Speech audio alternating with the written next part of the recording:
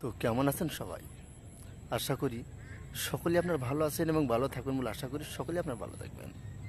আজকে আমি আপনাদের যে বিদ্যাটি দিব, এই বিদ্যাটি হলো আপনি চোখে কাজল লাগিয়ে শুধু টোটকা ব্যবহার করে আপনি যার কাছে আপনি দেখা করবেন, সে মেয়ে আপনার কাছে আসার জন্য বা সে মেয়ে আপনাকে দেখার জন্য বা সে মেয়ে আপনার কাছে মানে এতটুক কার্যকরী হয়ে যাবে বা আপনার কাছে যদি না দেখে থাকতে পারবেন না। আমার এতটুকু বিশ্বাস বা আত্মবিশ্বাস। যদি আপনি মনে চান আমার কাজটি করে তারপরে আপনি সেই মেয়েকে আপনি দেখাইয়ে দিবেন যে আমি কি করতে পারি বা না করতে পারি, যদি আপনি মনে চান। আবার যদি আপনি মনে করেন যে অমুক মেয়েকে আমি আমার পক্ষে আমি খেয়াল করাবো বা সে আমার পক্ষে রাজি হচ্ছে না, আমি তাই করাবো, আপনি করতে পারবেন। 100% গ্যারান্টি দিয়ে আমি বলবো বা গ্যারান্টি দিয়ে বলতে পারি, আমার বিদ্যা চ্যালেঞ্জ 1,00,000% গ্যারান্টি, কাজে মিস যাবে না।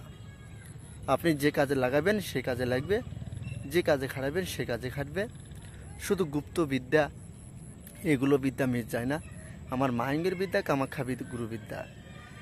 যদি আপনি কামাখ্যা গুরু মায়ের বিদ্যা আপনি ব্যবহার করে থাকেন, অবশ্যই আপনি নিজে নিজে একবার বুঝে নেবেন আর নিজে নিজে একবার খেয়াল করে নেবেন যে আমি কার মন্ত্র ব্যবহার করছি আর কতটুকু আমার মন্ত্র রেজাল্ট আসে বা গুরু ধরলে ভালো হবে কি না।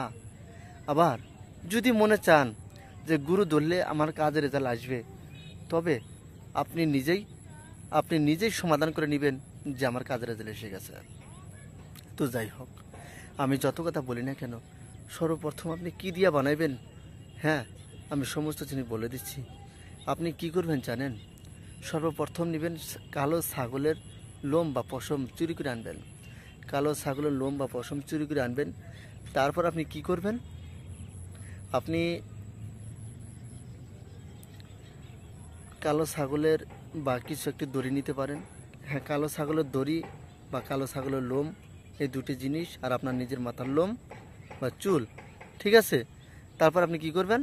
ওই মেয়ের বিবাহিত মানে কিছু একটি জামা কাপড় আপনি ঠিক দুপুরবেলা পুরে নেবেন, শনিবার করে নিয়ে আসবেন, চুরি করে নিয়ে আসবেন। আনার পরে আপনি শনিবার করে পুরে তারপরে ঠিক দুপুরবেলা পুরে আপনি ওই ছাই আপনি নিজের কপালে বা সরিষার তেল দিয়ে লাগিয়ে দিয়ে আপনি যাকে মানে যার কাপড় আপনি পরছেন তার সামনে চলে যাবেন। সে মেয়ে আপনার কাছে না দেখা করা পর্যন্ত থাকতে পারবে না এবং আপনার কাছে পিছনে আসার জন্য ছটফট করে থাকবে। যতটুকু ভুল আছে সে ভুল ক্ষমা হয়ে যাবে। আশা করি আমার ডায়েরি এবং চ্যানেল হার যদি না নিয়ে থাকেন, অবশ্যই ডায়েরি চ্যানেল হার নেবেন, নিয়ে তারপরে কাজগুলো করে থাকবেন। আর আমার গুপ্তবিদ্যা, আমার পার্সোনাল করা ডায়েরি আছে, সেই ডায়েরি আপনাদেরকে নেওয়ার জন্য অনুরোধ রইল। সকলে ভালো থাকবেন, সুস্থ থাকবেন, ধন্যবাদ।